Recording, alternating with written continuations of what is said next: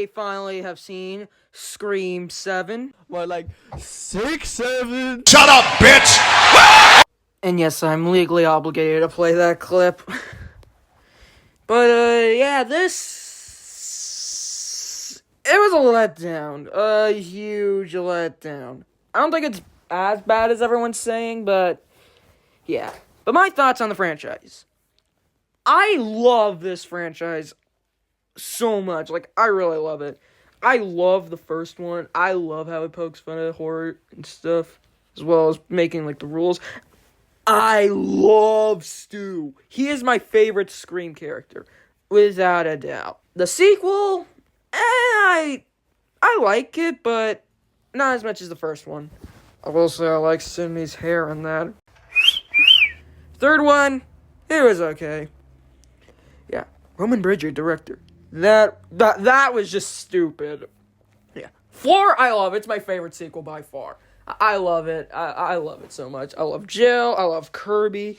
I love the Dewey and Gale stuff. I love the final battle. I like the stuff, references in it. The idea of Sidney being an author. Great. Then we get to 5. I enjoyed it. I do wish Sidney and Gale were used more. And I hate that they killed off Dewey. Dewey's my second favorite character. Well, him, Randy, Sidney, Gale. They make up the top 5 for me. Stu is obviously number 1. 6, on the other hand, not huge on 6. But heck, at this point, might as go as far as saying, like, the more I think about it, the more I start to dislike it. Now, we got to 7. Yeah, Melissa Marrera, correct me if I said that name wrong, I probably did, got fired for speaking her thoughts on, like, the Ukraine war. Jen Ortega quit. The Radio Silence directors also left. Yeah. So this is how we got the movie we got. Yep. Okay, first the good. The opening sequence of Ghostface killing that couple and burning down Stu's house. Oh, okay, that was good. That had me thinking, maybe there's hope. What were people crashing out about? Like saying, oh, this isn't good. It's not good at all. I like Sidney in this. She just wants to keep her daughter safe. I will say this. Don't expect much of the new casting.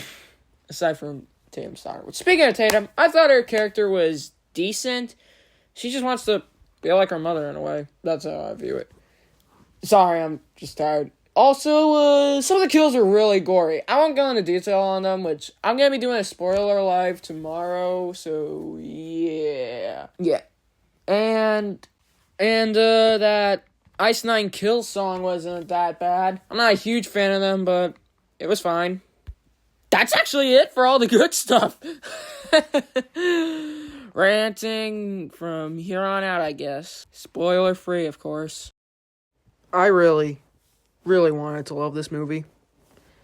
But I couldn't. All these, like, new characters, they're killed off, like, not as soon as they enter, but, like, they're introduced to this movie, they're killed off. I know that's the thing with every Scream movie, but them, it was a little quicker. I knew they were gonna die, but, yeah, a little quick. Okay, that was kind of a nitpick on my part. But here's the big one.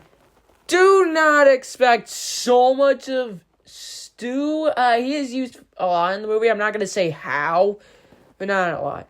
And, in case you were wondering who else they bring back, tame your expectations. That's all I'm gonna say. They didn't play much with the idea of these past characters.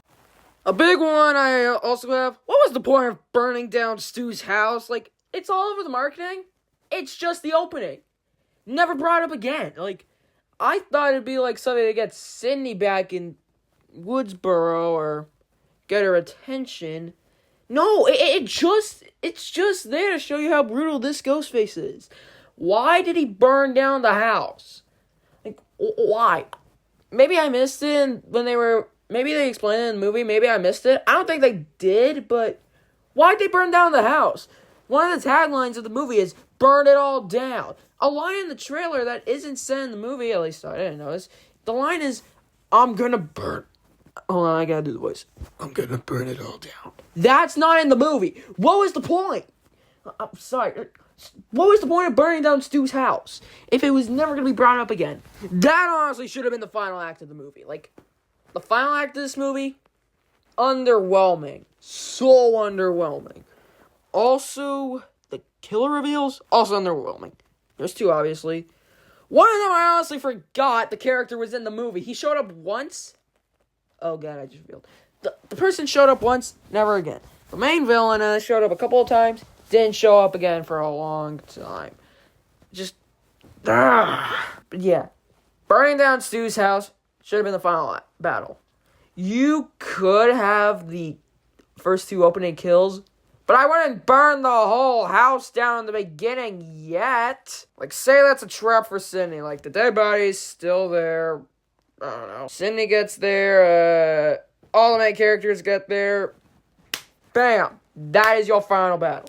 Also, Gale was barely in the movie. Like, she's in it a good chunk. She's not involved in the final battle at all. At this point, I honestly think the franchise needs to stop. 30 years. Scream 8's already confirmed, which, side note, they do make Scream 10. I know I'm skipping 9, but that will probably happen.